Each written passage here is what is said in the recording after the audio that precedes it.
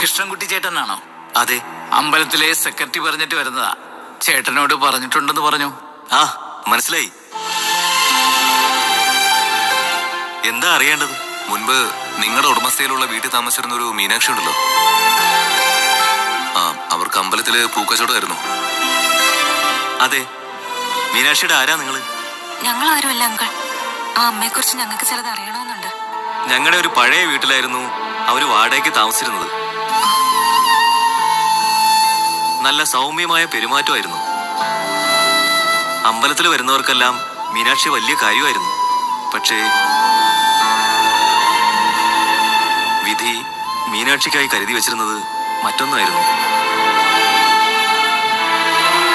ആരുടെയോ സ്നേഹവലയത്തിൽ മീനാക്ഷി പെട്ടുപോയി. തുടർന്ന് അവൾ ഗർഭിണിയാവുകയും ഒരു പെൺകുഞ്ഞിന് ജന്മം നൽകുകയും ചെയ്തു.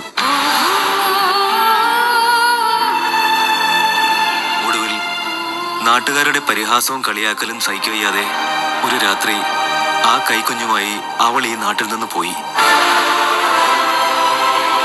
പിന്നീട് 3-4 വർഷങ്ങൾക്ക് ശേഷം ഒരു പരിചയക്കാരൻ പറഞ്ഞാണ് മീനാക്ഷി മരിച്ചുപോയ കാര്യം ഞാൻ അറിയുന്നത്.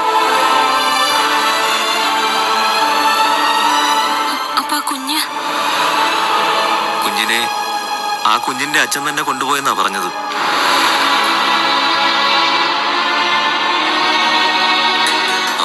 ആ മോളിപ്പോ എവിടെയാണെന്ന് അറിയാൻ വല്ല വഴിയുണ്ടോ? അറിയില്ല. ആദ്യമായിട്ടാ മീനാക്ഷിയെ തിരക്കി ആരെങ്കിലും വരുന്നത്.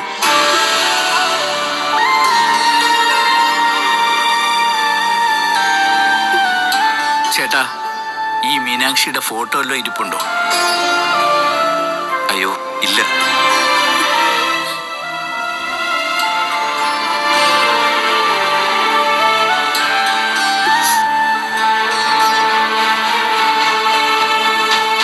നിങ്ങൾ മീനാക്ഷിയുടെ ആരെങ്കിലും ആണോ? ഏയ് അല്ലേട്ടാ, ചിലതൊക്കെ അറിയാൻ വേണ്ടി വന്നതാ. എന്നാ ഞങ്ങൾ വരട്ടെ. ആ, വാ. ശരി.